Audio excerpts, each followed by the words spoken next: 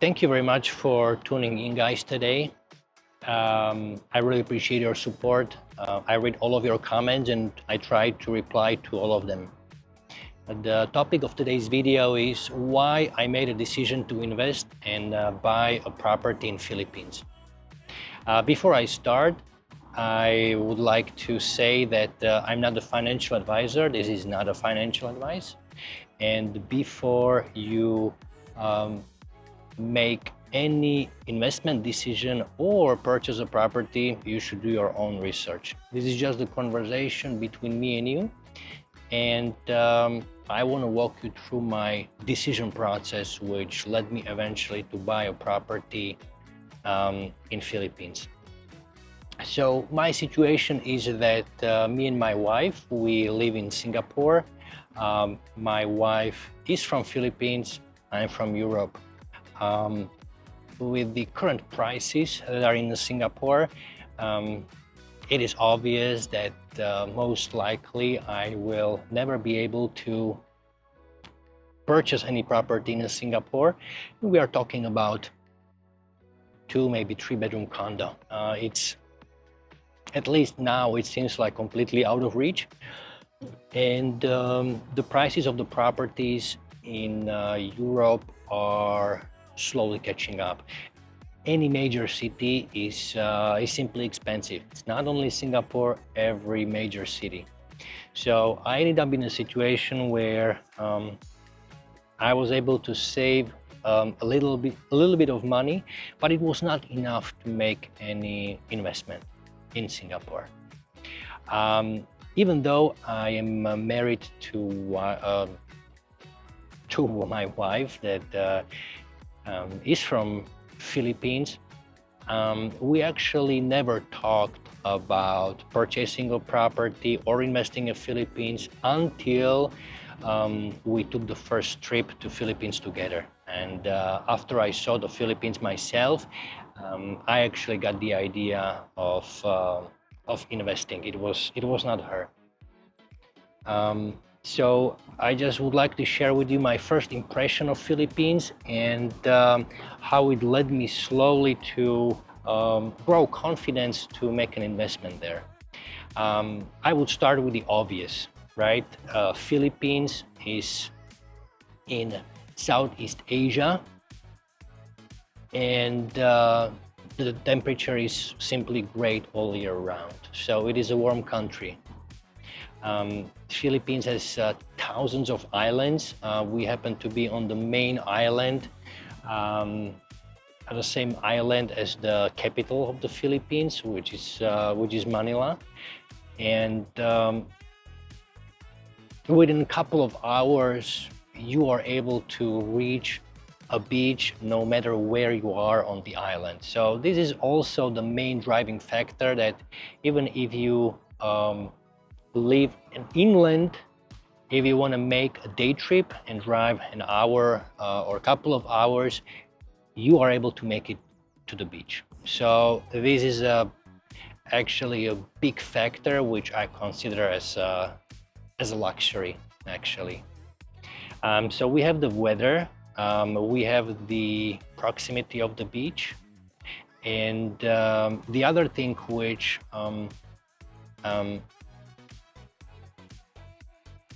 is not or doesn't apply to every single country in Asia, and that is you can own a land. Once you purchase or pay for the land, you are the owner. It is not the government. So obviously this was a big factor which plays a role, actually the main one, because I'm not willing to pay for something when you are actually not the owner.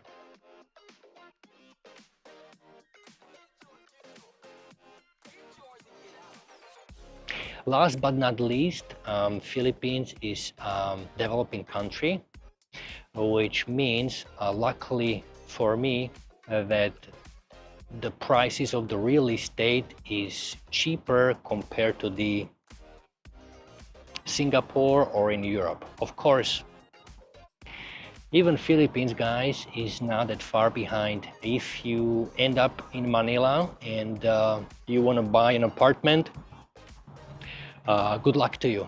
You forget you are in Philippines. The prices are as any other major city in the world.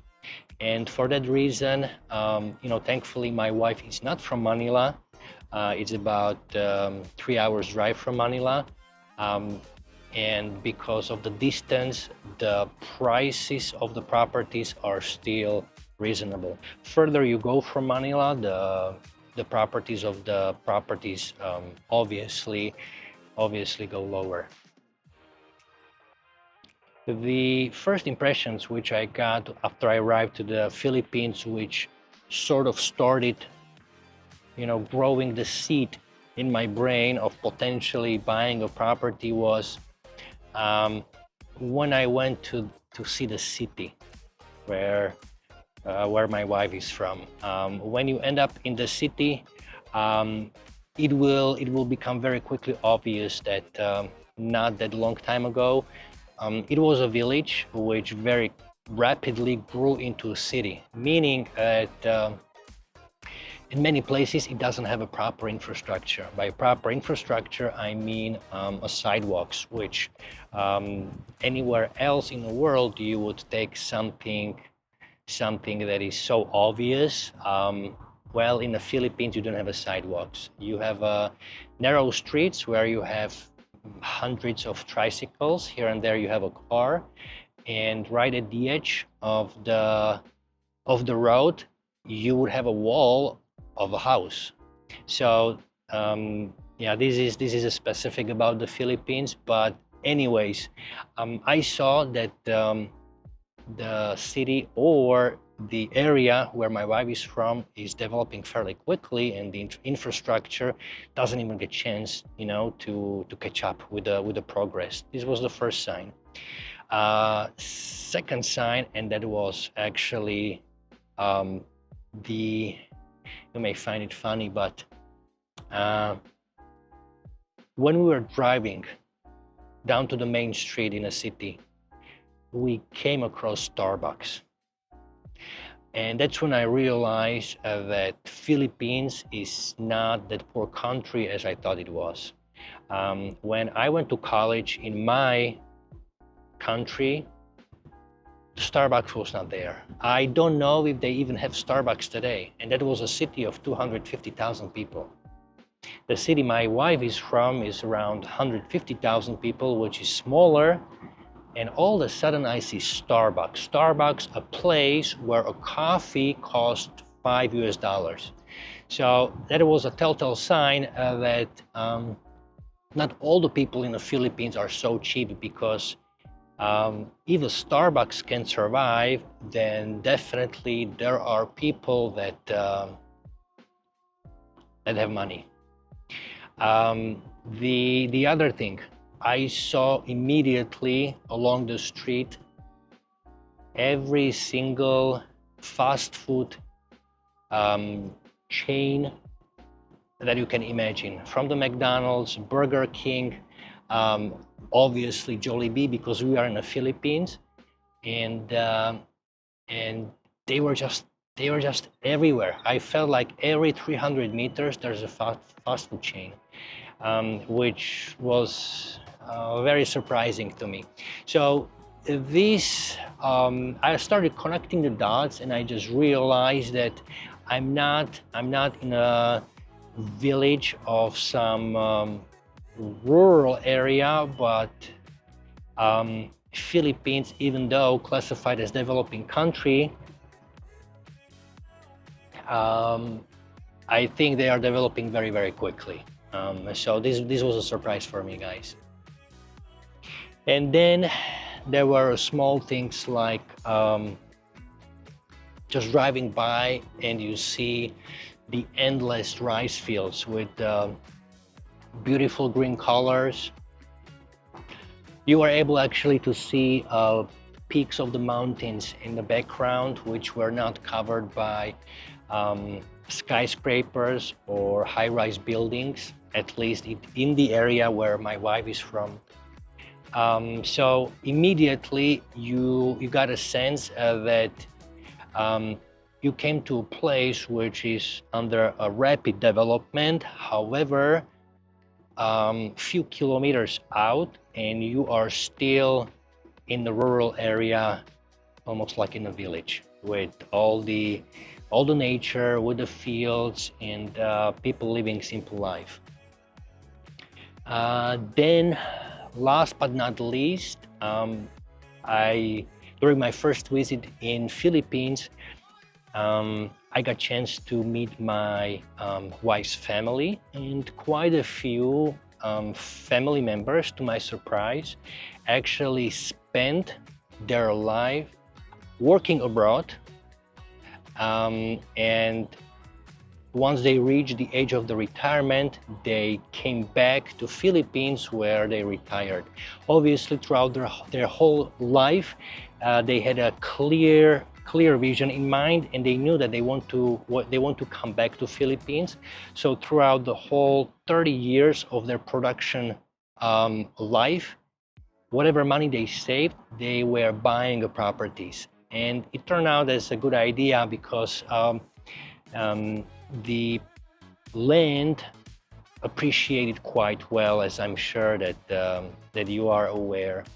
So quite a few family members ended up with a few hectares of rice fields, which in a blink of an eye you can turn into residential properties, create a subdivision, and cash in a decent lump sum of money.